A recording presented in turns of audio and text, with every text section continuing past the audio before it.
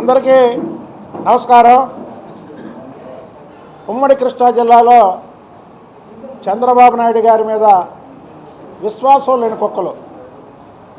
చంద్రబాబు నాయుడు గారు రాజకీయ భిక్ష పెడితే ఆ రాజకీయ భిక్షతో పార్లమెంటు సభ్యులుగా అలాగే శాసనసభ్యులుగా ఎన్నికయ్యి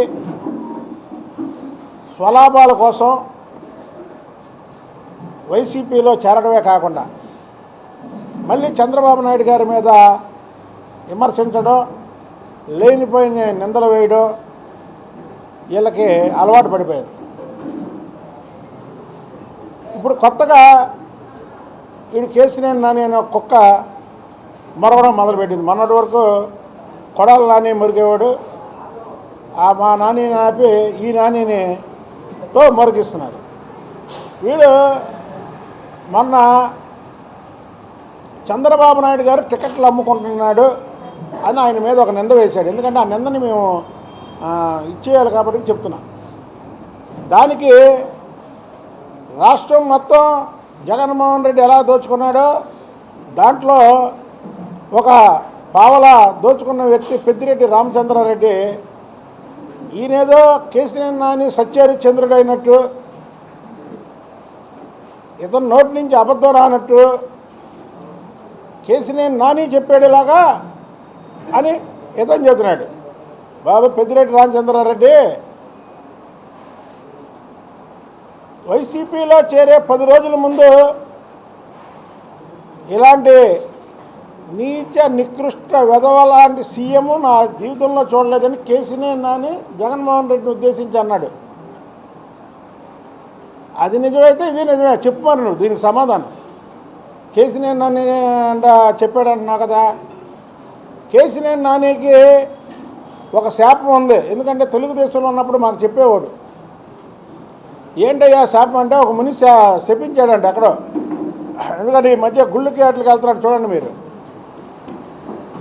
ఎప్పటి నుంచో వెళ్తుంటాడు ఎడవల్లో గుడికి. అక్కడ చూడకుండా ఒక ముని పడుకొని ఉంటే కాలు తొక్కేశాడంట.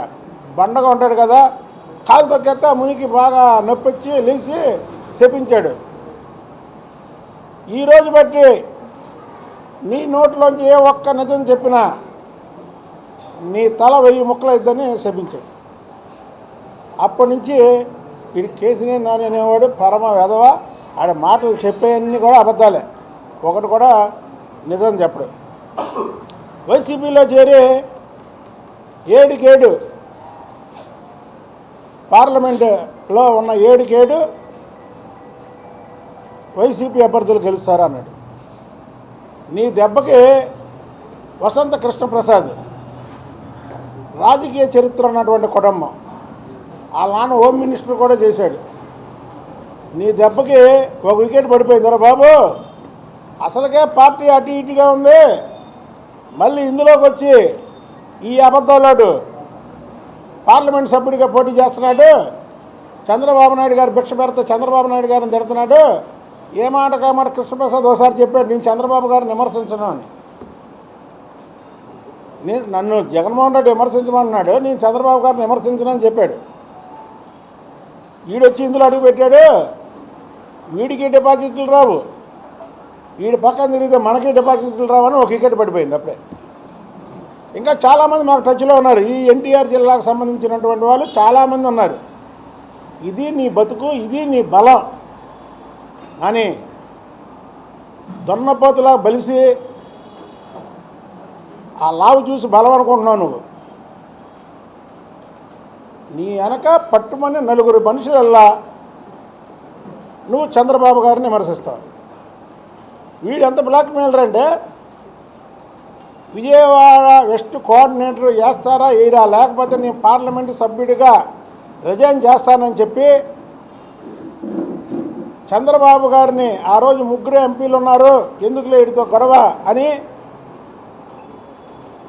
నేను రాజీనామా చేస్తానని వెస్ట్ నియోజకవర్గ ఇన్ఛార్జ్ చేయించుకున్నాడు. వెస్ట్ నియోజకవర్గ ఇన్ఛార్జ్ చేయించుకొని వెస్ట్ నియోజకవర్గంలో తెలుగుదేశం పార్టీ నాశనాన్ని చూడటమే కాకుండా వెస్ట్ నియోజకవర్గ ఇన్ఛార్జిగా ఉండే కాలంలో ఒక్క మీటింగ్ కూడా పెట్టలేనటువంటి కోవర్ట్ వీడు. ఇవాళ అర్థమవుతుంది కదా మీకు. ఒక పక్క అల్లంపల్లి సీన్ని ఇంకో పక్క దేవినేని అవినాష్ని వేసుకొని తిరుగుతున్నాడంటే ఎప్పటి నుంచో సత్సంబంధాలు కలిగినటువంటి వ్యక్తి కోవర్ట్. వీడు చేయడమే కాకుండా వాడి పదవిని అడ్డం పెట్టుకొని ఇది నిజం, నేను చెప్పేది నిజం, వాడు నిజం కాదంటే రమ్మను ఎదురు బదురు, లేకపోతే మీడియా ముందుకు రమ్మను, నేను రుజువు చేస్తా. వెస్ట్ కోఆర్డినేటర్ పదవి అడ్డం పెట్టుకొని నేను ఎంపీగా వెళ్తాను, మీకు ఎమ్మెల్యే సీట్ ఇప్పిస్తాను అని ఇద్దరు వ్యక్తుల దగ్గర కోట్ల రూపాయలు అప్పుగా తీసుకున్నాడు. అప్పు అంటే కేసీనేని నాని అప్పు అంటే గోడకు కొట్టిన సున్నమే. ఒకటి గుర్తుపెట్టుకోండి, కేసీనేని నాని అప్పు తీసుకోవడం అంటే గోడకే కొడితే సున్నం మళ్ళీ వెనక్కి తీసుకోగలమా? వాడి అప్పుల బాధితులు చూడాలంటే పెద్ద లిస్ట్ ఉంది. రేపు జగన్మోహన్ రెడ్డికి కూడా చెప్తున్నా, నిజంగా వీడిని రోడ్డు మీద వదలాలంటే ముందు ఆ జనాల అప్పు వీడు ఎలా తీర్చుడు నువ్వన్నా తీర్చు, లేదంటే అప్పుల వాళ్ళందరూ ఈ ఆయన వెనకాతలు వెళ్ళి బాబు బాబు అని అప్పు మాకు ఇవ్వాలని ప్రచారం చేస్తారు. కేసీఆర్ నానితో అన్నా తీర్పిచ్చు, లేదా జగన్మోహన్ రెడ్డి నువ్వన్నా తీర్చి వీళ్ళు అప్పులోళ్ళు. అంత దుర్మార్గుడు చంద్రబాబు నాయుడు గారు టికెట్లు అమ్ముకున్నాడంట. అంటే వీడికి మొదటి రోజు నుంచి నేను చెప్తున్నా, ఈరోజు చెప్పడం కాదు, వీడి అవలక్షణాలన్నీ ఎదుటి మనిషి మీద రుద్దే వ్యక్తి వీడి కేసీనేని నాని. వీడి ఒక్క మాట ఈ నోటంటే నిజం రాదు. నీచ నికృష్టుడు కాదు, క్యారెక్టర్ లేదు, క్యారెక్టర్లెస్ ఫెలో. వాడు పేర్లు ఎత్తకుండా ఎదుటి మనిషి మీద ఏవైతే చెప్తాడో అవన్నీ వాడికి సంబంధించినవి. చంద్రబాబు నాయుడు గారి టిక్కెట్లు వీడికి 2018లో ఇది చెప్పాడు, నెత్తి మీద 100 రూపాయలు పెడితే పావలా కూడా అప్పు లేని పరిస్థితికి వచ్చాడు. అందరి దగ్గర అప్పులు చేసి పిలిచి డబ్బులు అక్కర్లేదులే ఊరికే పోటీ చేయి నువ్వు అంటే, విజయవాడలో తన సామాజిక వర్గానికి చెందినటువంటి వ్యక్తుల దగ్గర దాదాపు 10 కోట్లు అప్పులుగా కానీ ఫండ్స్గా కానీ వసూలు చేసి ఎన్నాళ్ళు మెయింటైన్ అయ్యాడు. వైసీపీ వాళ్ళకు కూడా చెప్తున్నాం, బాబు జగన్మోహన్ రెడ్డిగా అయోధ్య రామరెడ్డి ఇక్కడ ఎవరో ఉన్నారు కదా, వీడి చేతికి డబ్బులు ఇచ్చారంటే మూట తీసుకెళ్ళి ఇంట్లో పెడతాడు. నిన్న మైలవరం ఇన్ఛార్జ్ అని వేశారు, అక్కడ ఒక మూట తీసుకుంటాడు ఖర్చులు. కానీ ఆ మూట రూపాయి ఇక్కడ ఉన్న వాళ్ళు ఎవరినన్నా అడగండి, తెలుగుదేశం పార్టీలో ఉన్నప్పుడు ఒక్క 100 రూపాయల నోటు ఎవరికన్నా సరే సహాయం చేశాడు ఎక్కడ ఒక్క చెప్పండి, ఒక్కరికైనా ఇచ్చారా? ఇది నిజం చెప్తున్నా, ఇది సత్యం. ఇదేదో ప్రెస్ ముందు అబద్ధాలు ఆడటమో లేకపోతే ప్రెస్ ముందు ఎదుటి మనిషి మీద నింద వేయడమో కాదు. 100 రూపాయలు వాడి చేతిలో సహాయం చేయడు. ఎవడన్నా మూట ఇస్తే మూట తీసుకెళ్ళి లోపల పెట్టుకుంటాడు. నాకు తెలిసి నిన్న మైలవరం దాంట్లో కూడా ఇన్ఛార్జిగా వెళ్ళాడంటే ఎలాగా కృష్ణప్రసాద్ లేడు, ఎక్కడ కూడా అక్కడ డబ్బులు ఖర్చు పెట్టాలని మోటార్ మొత్తం చదువుకొని ఇంటికి తీసుకుపోతాడు. అసలు వీడి వెనకాతల పార్టీ వాళ్ళే 4 వెళ్ళలేదు, నువ్వు మళ్ళీ మైలవరం నియోజకవర్గ ఇన్ఛార్జ్. నాకు తెలిసి జగన్మోహన్ రెడ్డి మన మెంటాలిటీకి కేసీనేని నాని బలం ఎంత ఉందో ఈ పార్టీకి తెలిసిపోయి ఉంటుంది. ఇప్పుడు బలం కావాలి, మొన్న ఊరికి అప్లికేషన్ పెట్టాం, మా సోదరులందరూ అలా 10 మందిని తీసుకొస్తే పెద్ద ర్యాలీ. అసలు నువ్వు పార్టీ మారేటప్పుడు నీ బలం చూపించాలి కదా, ఏది నీ బలం ఏది? ఈ పార్టీ జగన్మోహన్ రెడ్డికి మొత్తం వెళ్ళిపోయి ఉంటుంది. నాకు తెలిసి వీడి టికెట్ కూడా ఎవరు, ఎందుకంటే కేసీనేని నాని అనేవాడికి వైసీపీ పార్టీకి బరువే తప్ప ఏ సమయంత లాభం లేకపోగా ఆఖరికి ఎమ్మెల్యే క్యాండిడేట్లు కూడా మేము పోటీ చేయం బాబోయ్ అని పారిపోతున్నాడు. అది వీడికున్న పరపతి. ఇంకోటి చేతురా, వీడి ఒక ఏర్ష మనస్తత్వం కలాడు. వీడి వెనకాతల కనీసం వాడి కుటుంబ సభ్యులు కూడా లేరు. కేసీనేని చిన్ని పార్టీ కార్యక్రమంలో పాల్గొంటే వీడికి ఎందుకంటే ఏర్షా? సొంత తమ్ముడు, నువ్వు చేయలేని పని ఆయన చేస్తున్నాడు, నీకెందుకు ఏర్షా? తమ్ముడు కదా, స్వాగతించవచ్చు కదా. అంటే వీడు తప్ప ఎవరు ఉండకూడదు. ఇవాళ కేసీనేని చిన్ని భార్య మీద స్టిక్కర్ కేసు, ఎవరన్నా మరదల మీద స్టిక్కర్ కేసు పెడతాడా? అంటే వీడి మనస్తత్వం గురించి మళ్ళీ ఇంకోసారి చెప్తున్నా. మన కేసీనేని చిన్ని గారు యాగం చేస్తే ఆ యాగంలో వాళ్ళ తల్లి వాళ్ళ చెల్లి, అంటే కేసీనేని నాని వెనకాతల ఆఖరికి కుటుంబ సభ్యులు కూడా లేరు. కేసీనేని నాని వెనకాతల తెలుగుదేశం పార్టీ కార్యకర్తలు వెళ్ళకపోవడం కాదు, కేసీనేని నాని వెనకాతల కుటుంబ సభ్యులు కూడా లేరు అని తెలియజేస్తున్నా. జగన్మోహన్ రెడ్డికి ఈ పార్టీకి తెలిసిపోయి ఉంటుంది. మాకు తెలిసేది వీడు టికెట్ కూడా ఎవడో మారుతాడు మళ్ళీ, ఎందుకంటే ఇప్పుడు మారుతున్నాడు కదా, చాలా చోట్ల మారుతున్నాడు కదా. అలాగే మొన్న గద్దె రామ్మోహన్ 2 సార్లు నా వల్ల గెలిచాడు. గద్దె రామ్మోహన్ ఎక్కడ, నువ్వెక్కడ? గద్దె రామ్మోహన్ 94లో ఇండిపెండెంట్గా గెలిచాడు.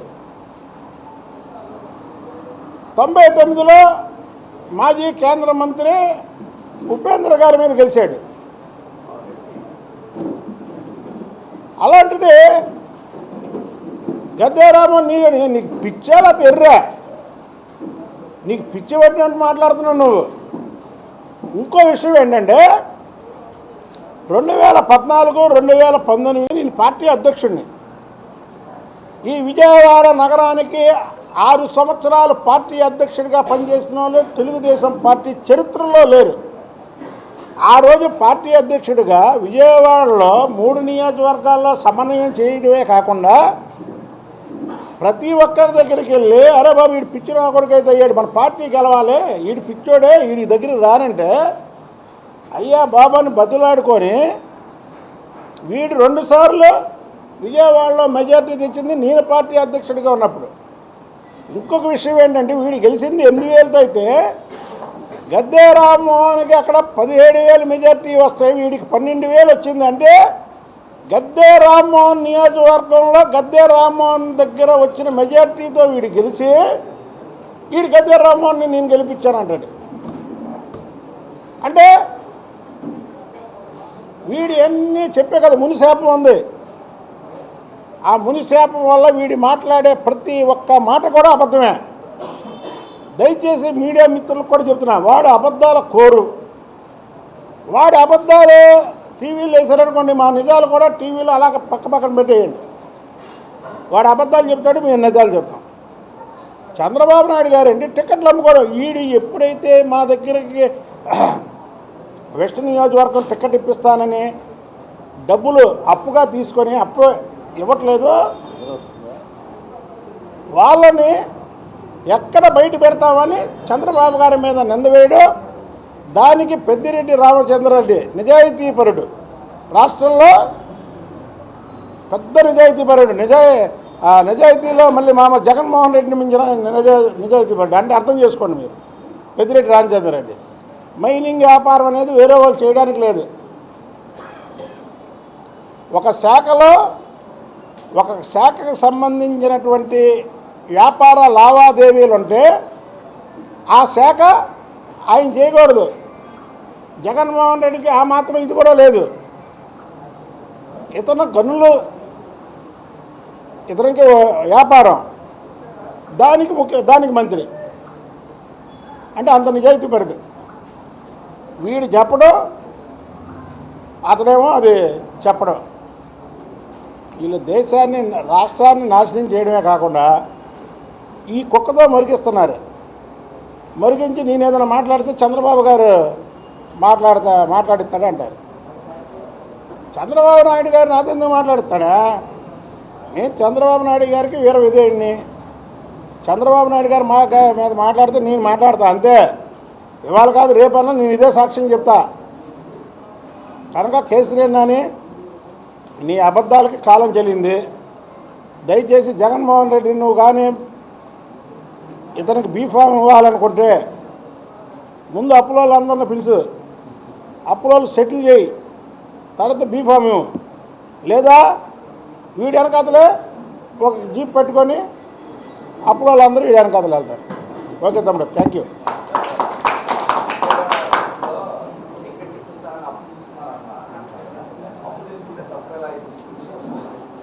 టిక్కెట్ ఇప్పిస్తారని అప్పు తీసుకొని వాళ్ళు పాపం అతని దగ్గరికి వెళ్తే వాడు లోపలికి వెళ్ళడానికి కూడా లేకుండా బయట గన్మ్యాను వాడికి ఒక పిఏకే వాళ్ళు ఉంటారు కదా, లోపలికి వెళ్ళకుండా ఆడుతున్నా. ఇప్పుడు ఇక్కడ ఒకటి ఉందండి, అప్పు అనేది మీకు మంచి క్వశ్చన్ వేశారు, దానికి చిన్నగా వివరణ. ఇంజనీరను కాంట్రాక్టర్ ప్యాకెట్ ఆడతాడు, మీకు తెలుసా కదా, చిన్నప్పటి నుంచి ఉందిగా సామెత. ఇంజనీర్ది ప్యాక్ అవ్వకపోయినా అయిపోయిందని పెడతాడు, కాంట్రాక్టర్ గారిది అన్ని బతికినా నాకు ఫుల్గా ఉండని వేస్తాడు. ఎందుకంటే లంచం, అది అర్థమైందా మీకు? ఇంజనీరు కాంట్రాక్టర్ ప్యాకెట్ ఆడితే ఎలాగో కేసీఆర్ అని అప్పు తీసుకోవడం అదే. సింపుల్గా చెప్పా, ఇక మీకు ఇంతగానో నేను చెప్పాల్సిన ఇదో లేదు. చెప్తారండి, అది చెప్తా, వస్తారు, వాళ్ళు కూడా వస్తారు, వాళ్ళు వస్తారు. మీరు కూడా మీడియా మిత్రులందరూ కూడా మీ మీద కూడా చాలాసార్లు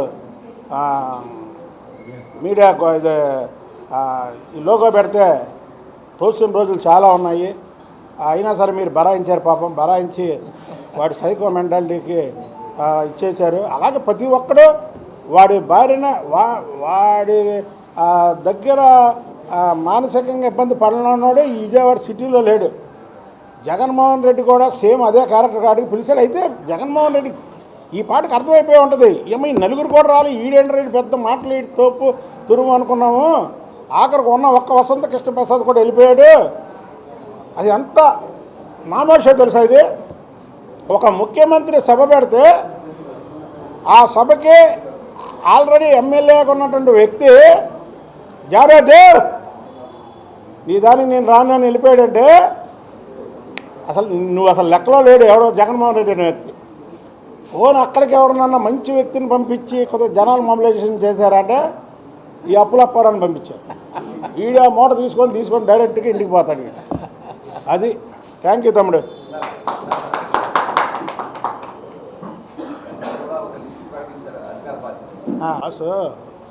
చంద్రబాబు నాయుడు గారు మేము ఒకటే చెప్పాం, మన అప్లికేషన్ పెట్టి కూడా చెప్పాం, టిక్కెట్ అందరూ అడుగుతారు, రాష్ట్రంలో అందరూ అడగాలి కూడా. ఎందుకంటే తెలుగుదేశం పార్టీకి వాళ్ళ డిమాండ్ ఉంది. అన్నీ చూసుకుంటాడు, చూసుకొని ఆయన టిక్కెట్లు ఇచ్చేస్తాడు. మాకు పొత్తు ఉంది, పవన్ కళ్యాణ్ గారు ఇద్దరు మాట్లాడుకుంటారు, ఏ నియోజకవర్గాలు ఎవరికి ఇవ్వాలో ముందు ఆ పొత్తులు వెళ్ళిపోయిద్ది. తర్వాత ఇది అసలు జగన్మోహన్ రెడ్డిది మీరు రిలీజ్ చేశాడంటారండి. 7 లిస్టు 8 లిస్టు రాత్రి చూసా. ఆ లిస్టు ఫస్ట్ నుంచి లిస్టు తీయండి, ఎన్ని పేర్లు మార్చాడు చంద్రబాబు నాయుడు గారు. పేర్లు మార్చాడు, ఒకసారి రిలీజ్ చేస్తే అంతే. ఇప్పుడు ఇవన్నీ ఏంటంటే